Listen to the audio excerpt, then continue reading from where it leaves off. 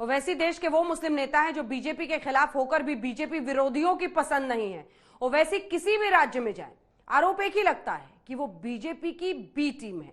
तो आखिर ओवैसी की सियासत क्या है, ए टीम की या बी टीम की?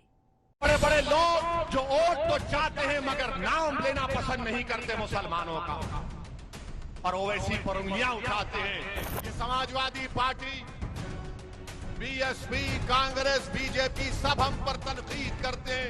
वक्त के हुक्मरानों के सामने खड़े होकर सच्चाई को बयान करना, ये मेरे बुजुर्गों ने मुझे सिखाया, जो ये नहीं बयान कर सकते सपा और बीएसपी वाले। सियासी हलकों में बड़ा सवाल यही है कि क्या ओवैसी मुस्लिम वोट का बंटवारा करवाएंगे? क्या उनके चुनाव लड़ने से बीजेपी को फायदा होगा? और क्या वो बीजेपी की बी टीम है? बात करेंगे।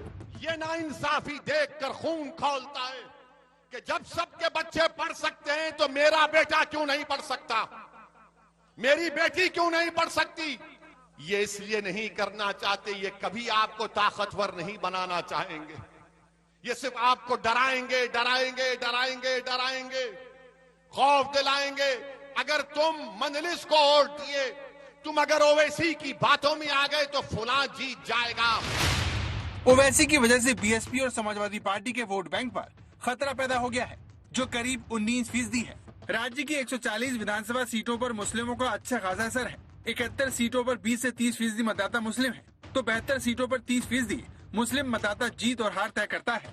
ओवैसी इसी मुस्लिम वोट बैंक का सर्वे सर्वा बनना चाहते हैं। इसके लिए वो राज्य की उन मुस्लिम आबादी वाली सीटों पर ध्यान केंद्रित कर रहे हैं जो समाजवादी पार्टी का गढ़ मानी जाती है। कितनों ने सपा को वोट दिया, हाथ उठाओ। शर्माओं ने, डरने की जरूरत नहीं, अल्लाह से डरो सिर्फ। अब आप ये अपने दिल से पूछो, कैसे सूर्या जीत गया? मैं तो नहीं था ना, हम थे क्या?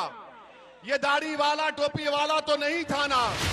लेकिन विपक्ष का आरोप है कि ओवैसी उसी रणनीति के तहत यूपी आए हैं, जिसके तहत वो बिहार और पश्चिम बंगाल गए थे।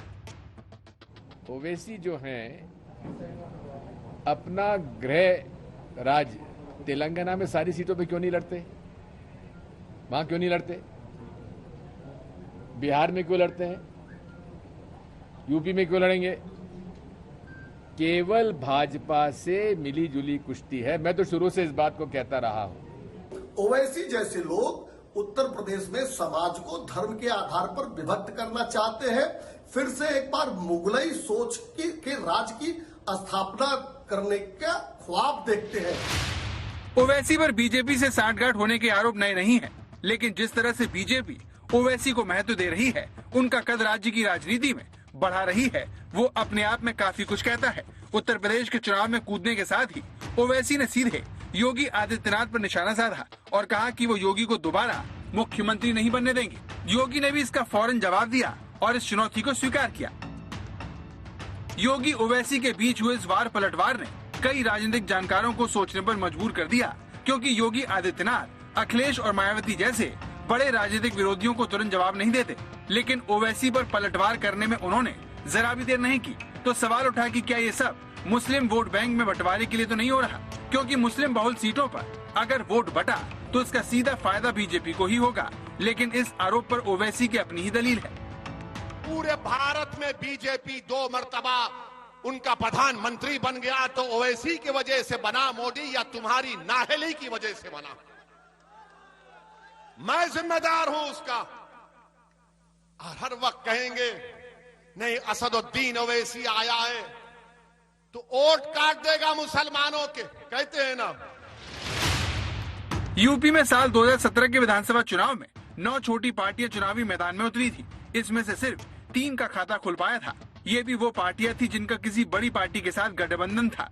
तो क्या इस बार भी यही होगा, या फिर ओवैसी ओम प्रकाश राजभर की पार्टी के साथ मिलकर 2022 में कोई बड़ा उलटफेर करने में कामयाब हो जाएंगे? ओवैसी के यहाँ आकर के 100 सीट पे लड़ना का पीछे एक ही उद्देश्य दिखता है, मुस्लिम वोट को डिवाइड करना, और वो काम बीजेपी ही करवा सकती है उनसे, और जो कि वो काफी कोशिश करके कर रहे हैं। वरना 38 सीट पिछली बार लड़े थे, उसमें से 29 या 30 पे जमानत जब्त हो गई थी और बाकियों पे भी कुछ हासिल नहीं कर पाए थे। तो मुझे लगता है 100 सीट, और ये वही 100 सीट हैं जहां पे कि मुस्लिम पॉपुलेशन ज्यादा है, और वो उसको विभाजित अगर कर सके अगर कर सके, जो वो बड़ा मुश्किल मुझे लगता है, क्योंकि सबको उनका गेम दिखने लगा है कि वो बीजेपी के लिए गेम खेल रहे हैं। लेकिन क्या ये बात मुस्लिम वोटर भी देख रहा है? और अगर ऐसा है तो फिर क्या वो ओवैसी को खारिज कर देगा? क्या पश्चिम बंगाल की तरह उत्तर प्रदेश में भी ओवैसी सिर्फ चर्चा ही बटोर पाएंगे?